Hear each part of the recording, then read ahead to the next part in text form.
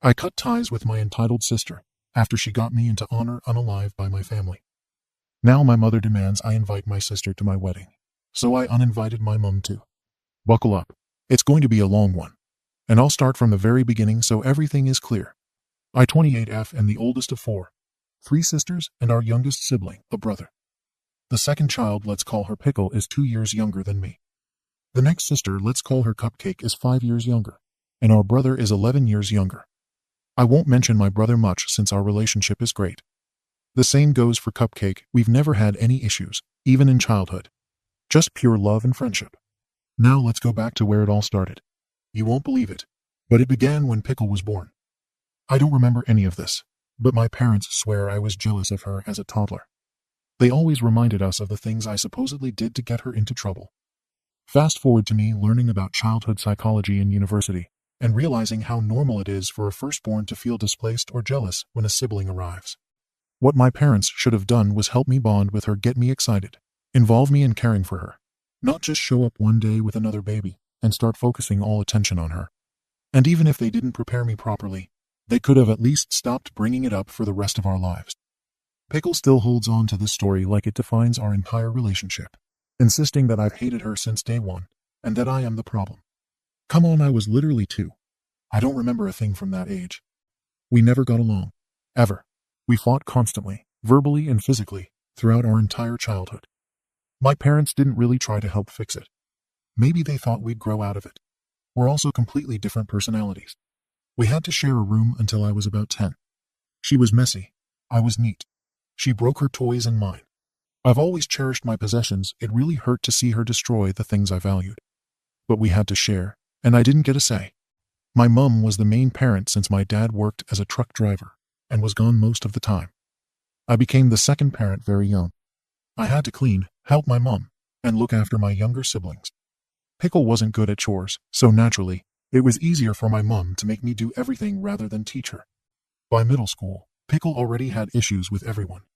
No friends, constant drama, always claiming people were out to get her. And somehow, even when I wasn't involved, it was my fault. Even though we went to the same school building, our classrooms were on opposite sides, and we had no overlap. I didn't talk to her or influence her school life in any way. Things were bad enough that my parents sent her to high school in my mom's hometown, an hour away, to live with my grandparents. She spent 4 years there and still came out of high school without a single close friend. Meanwhile, when I was 15, both of my parents moved to Germany for work, leaving us with our other grandparents. It was rough. I had a lot of responsibilities and an undiagnosed eating disorder. I need to mention that my parents and sister would visit for religious holidays. We're Catholic in a majority Muslim country. I had a good friend group and a secret boyfriend who was Muslim. This was considered extremely dangerous and shameful, especially for girls. Girls were often beaten if caught in such relationships. But I was careful and managed to hide it well, even in our small town. Until my mom made me take Pickle out with me one New Year's Eve because she has no friends. I was 17, she was 15. It's not unusual for teenagers to go out at that age where I'm from. Pickle found out about my boyfriend, but kept it to herself for a while. This was our one and only sisterly bond moment. I truly thought I could trust her. At 20, I was living and studying in another city, supported by my parents. University isn't that expensive in our country, especially with support from someone earning abroad. Pickle was supposed to join me, but didn't get her ID done in time. Despite my constant reminders, she didn't take it seriously. My dad got fed up and moved her to Germany instead. Eventually, she completed an apprenticeship and now has a stable job, but we're not there yet. My other siblings moved too, sometime around 2017. Pickle, as usual, argued with everyone and constantly tried to prove a point. In 2019, during a fight with my mom and aunt about mixed marriages, she brought up how my parents allowed me to date a Muslim back then. My mom had no idea. She froze. Then she called me and threatened me, and I had to cut the conversation. I managed to lie my way out of it thanks to the distance. But you don't understand how dangerous that was for me. I could have been cut off, left homeless, or worse. Pickle exposed me just to feel morally superior, or whatever her motive was. That betrayal was it for me. I texted her to never speak to me again, and I meant it. I've kept that promise ever since. I got my master's in 2020 and moved to Germany. For the first year, I lived with my family. I worked full-time, cooked, cleaned, and did their laundry, but I never broke my vow. I didn't speak to her or look at her, even when she tried to talk to me. She never apologized, but at some point, she exploded and accused me of being a bad sister from day one. She said she thought I'd talk to her again just because we were living under the same roof. But acknowledging her would have hurt me more than ignoring her ever hurt her. In 2021, I moved out and haven't seen much of her since. She moved out too, thankfully, so I don't run into her during visits. Now, about my mom. She's 51, from a big family that acts like a wolf pack, always there for each other, at least on the surface. But that's not the point. My parents are not emotionally stable.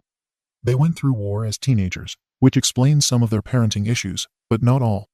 My mom stonewalls everyone whenever something doesn't go her way. And things never do because she's never satisfied. I resent both my parents, but especially her. She was always around and failed me more times than I can count. My mom wants all of us to love each other, but we can't. We all have problems with Pickle. None of us like her, but my other two siblings tolerate her. She verbally terrorizes my little brother whenever she gets the chance. She's truly miserable and has become despicable. Now I'm engaged, and the first thing my mom said was that I had to invite Pickle. I hadn't even thought about her. That's how far removed she is from my life. When I said I wouldn't invite her, my mom said she wouldn't come either. This wouldn't be the first time. She skipped lunch at my place twice in the past because Pickle wasn't invited. Eventually, she started coming, even when Pickle wasn't there. But for the wedding, she's drawing a hard line. She keeps insisting she'll change my mind. She won't. She says Pickle was a kid when she exposed me. I told her she was 20, an adult who knew exactly what would happen to me. I honestly think she did it out of jealousy. I was in university, living independently, while she was stuck taking language classes and working part-time.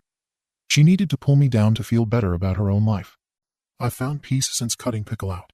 I refuse to introduce that drama into my life again. You have no idea how many emotional outbursts I've had to endure while all I wanted was to be left alone. I don't trust her not to cause drama, even if she just sat in a corner. I don't want to spend my wedding day stressed and anxious. I just want to relax and enjoy it. This situation has made me seriously consider cutting my mom off too. No one else in the family brings it up or pressures me, just her. If I disinvite my mom, I risk her dragging the rest of the family into it, and my mom giving them a hard time about going. I'm stuck. But one thing I know for sure, I will not invite Pickle just to keep the peace. What would you do? Edit. TLDR. I'm refusing to invite my sister Pickle to my wedding due to a lifetime of toxic behavior, including a serious betrayal that put me in danger. We've never gotten along, and cutting her off brought me peace. Now my mom is threatening not to attend unless I invite her. I feel manipulated and emotionally blackmailed, but I don't want drama at my wedding. The rest of my family respects my decision, only my mom is pressuring me. I'm even considering disinviting her too. AITA. Relevant comments. Commenter 1. In 2019, during a fight with my mom and aunt about mixed marriages, she brought up how my parents allowed me to date a Muslim back then. My mom had no idea. She froze. Then she called me and threatened me, and I had to cut the conversation. I managed to lie my way out of it thanks to the distance. But you don't understand how dangerous that was for me. I could have been cut off, left homeless, or worse. Your mother was the danger and the problem here, much more than Pickle. Why was she invited to begin with? OP, she had no one to go with, ever. So I often had to bring her along because she was sad and lonely. My mom always assumed sisters mean best friends, and that my sister is always a better person to have around than anyone else. Commenter 2. Don't forget to hire security to keep Pickle from the wedding venue and ceremony. Someone like this is absolutely capable of doing some serious damage during your beautiful wedding that you should enjoy with your partner. OP, luckily, I don't think she'd go all the way back to Bosnia just to show up unannounced. But I still need to make it clear that if she does, I'll absolutely embarrass her. I'm not going to tell her directly, because I refuse to speak to her. But I want my mom to understand that if she brings her, I will get on the mic, say something publicly, and kick them both out. I told my fiancé and his whole family about the situation a long time ago, maybe 1 year into our relationship. My other sister said that Pickles told her that there's no way my fiancé, who was just my boyfriend at the time, would have known anything of me not speaking to her, because I'd never admit to being that kind of person or whatever. But still, I told my other sister she should let her know that everyone already knows, and I'm not ashamed of anything. Commenter 3. I'm asking why your mom was invited to the wedding. OP, ugh, I don't even know. I haven't even sent the invitations out yet. She just said all that stuff as soon as I announced my engagement. I would invite her, though. I just won't engage with her much. But my sister. No way. Commenter 3.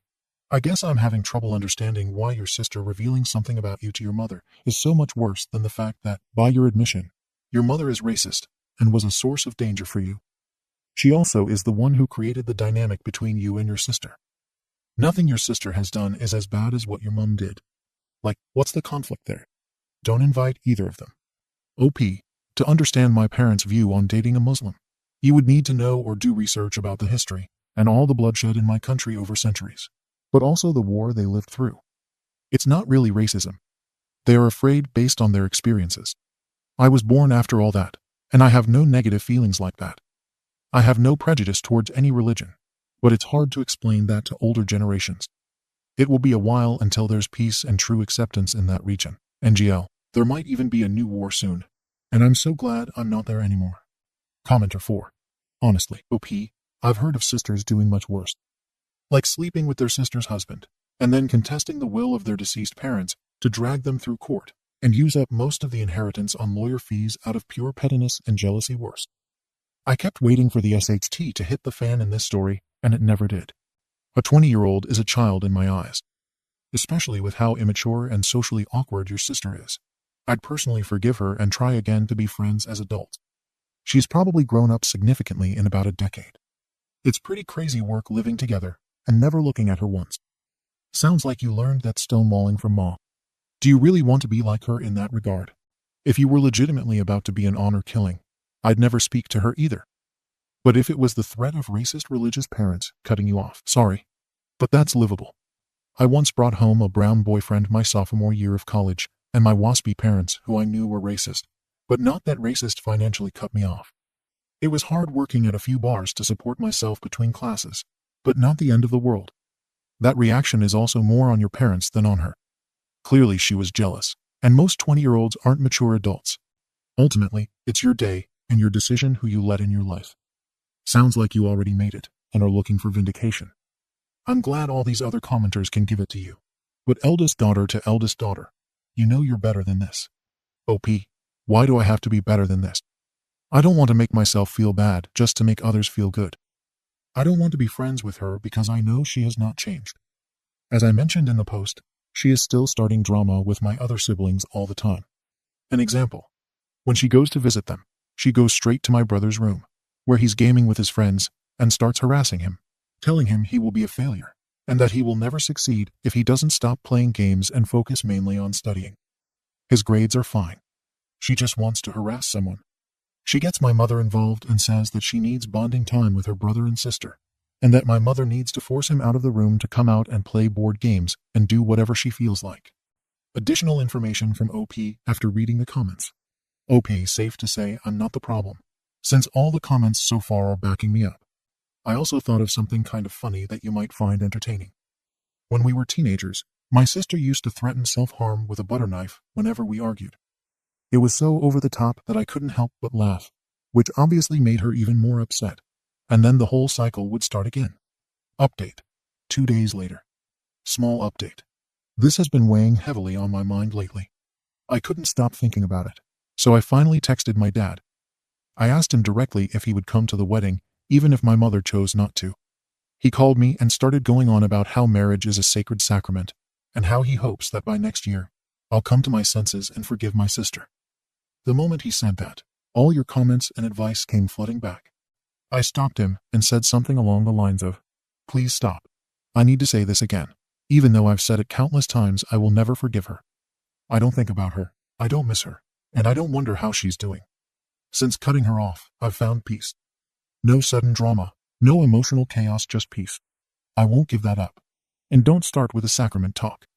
Forgiveness is something between me and my priest during confession. That's not your place to comment on. I'm simply asking, will you be there for me on my wedding day? There will be a seat for both you and Mom. But if you choose not to come, that's okay. If people ask me where Pickles is, I'll answer truthfully and without hesitation. I'm not ashamed of my decision, even though everyone assumes I am. And if you don't come and people ask why, I'll be honest about that too. I will not carry guilt over this." He just sat there, frozen. I told him I had to finish drying my hair and hung up. That was over an hour ago, and I haven't heard anything since. I was shaking as I said it, but I don't think he could tell. I didn't cry or even get teary-eyed. It was incredibly hard to stand up to my father, probably the first time I've ever truly done it. I'm pretty sure my mum was there too, but she didn't say a word. Honestly, that might be for the best. Her opinion is the last thing I need right now.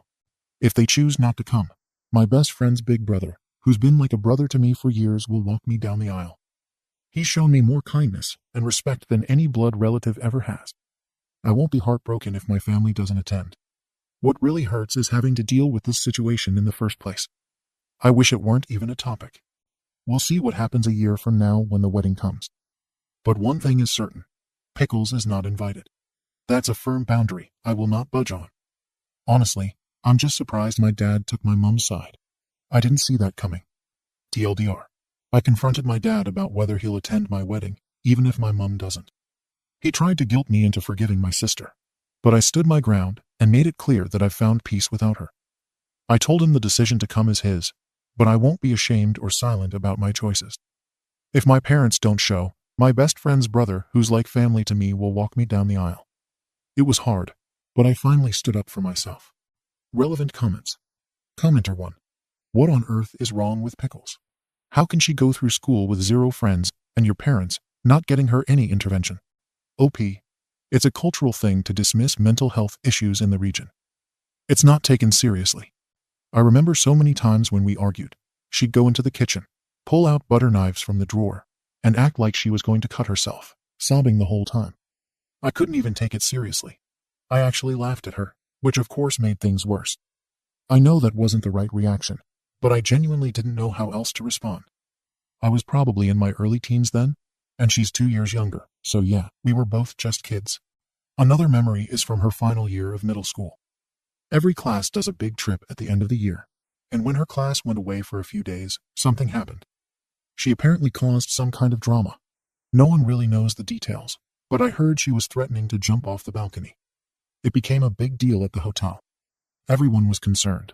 The teacher was completely overwhelmed, and they did inform my parents, but my parents never even talked to us about it. If her classmate hadn't told me, I wouldn't have known it happened. There's clearly something going on with her. In high school, I even heard she went to the police claiming someone at school was bullying her. I don't know the full story.